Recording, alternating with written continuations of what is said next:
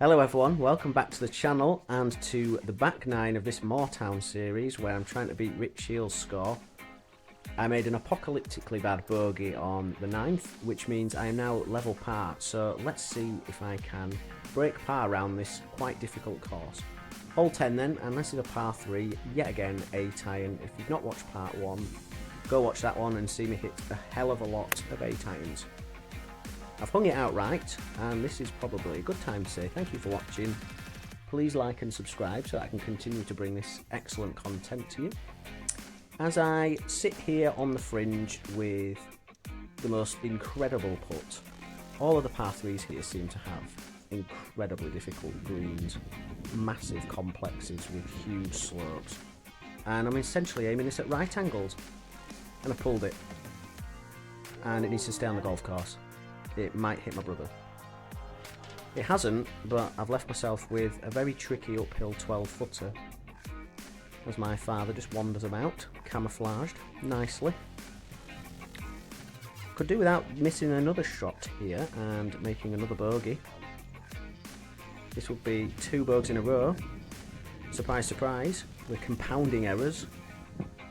And that's a 4.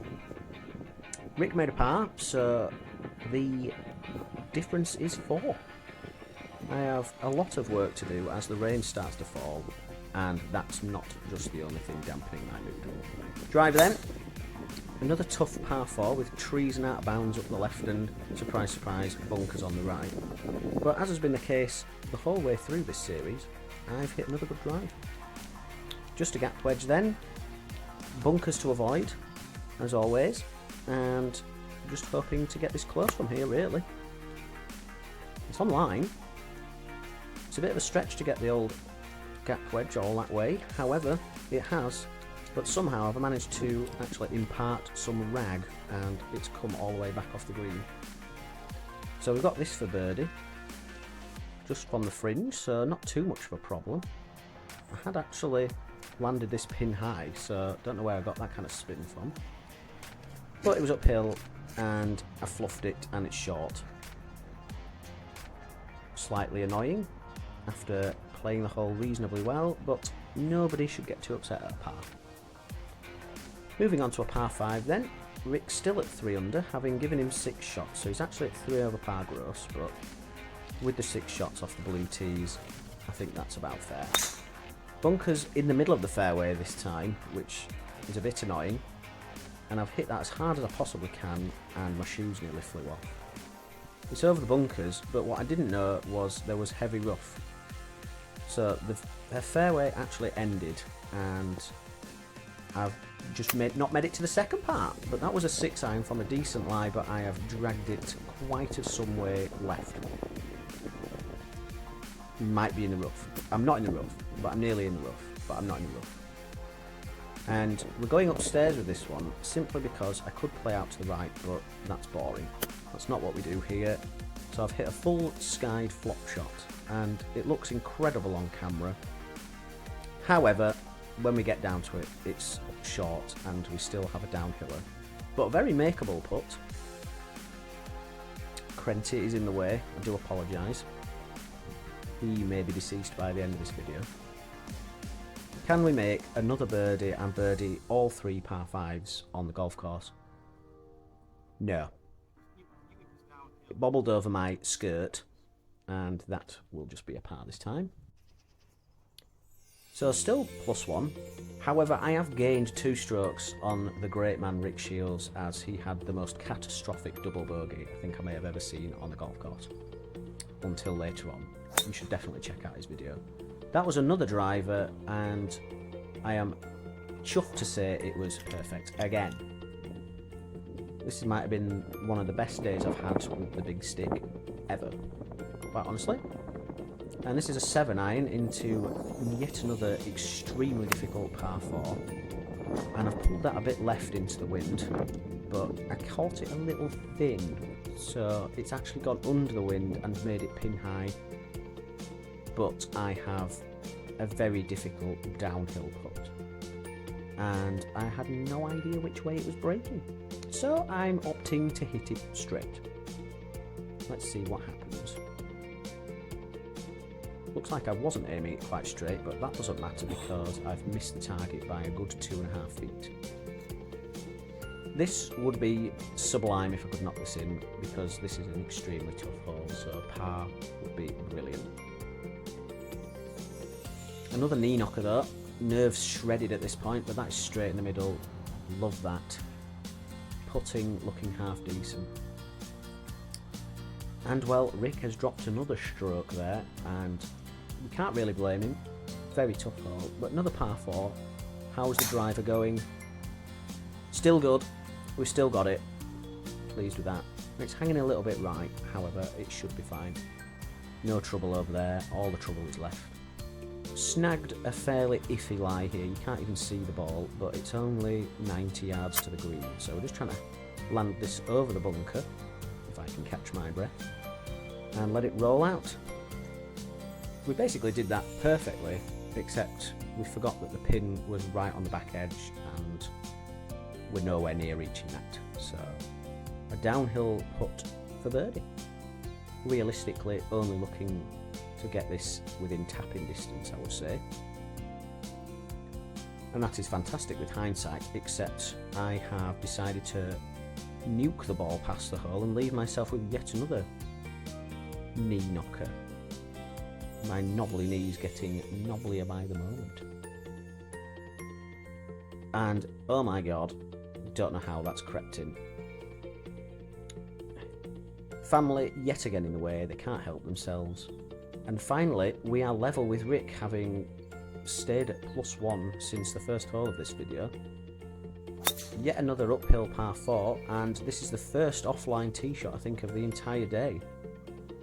I'm on my haunches simply because it's gone over the tree and towards the OB. Thankfully though, it avoided those massive gorse bushes and probably the ER. But we only have 100 yards to the green, but in a disgusting line. All I've managed to do there is hack it out and pull it way left. So we need some up and down skills. Now the camera doesn't quite do this justice, but there is quite some slope from the right to left as we look at it here. And we've not really had that many opportunities, certainly not on the back nine, to get the chippers out. But we've done a fairly decent job with that, and I've actually overread the break somehow. And yes, you guessed it, nerves are jangling, knees are knocking and hands are shaking. We have another 3-footer to save par and keep this round afloat and keep my dreams alive.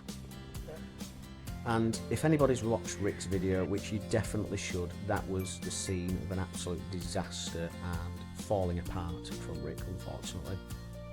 I'm afraid it was incredible to watch. Now, I've got hybrid here because this is a very tricky tee shot where you can get blocked out by the trees on the left, and I've definitely not got blocked out because I've missed that about 40 yards right of where I was aiming. Fortunately, with my lack of knowledge of this course, I am actually in a great position.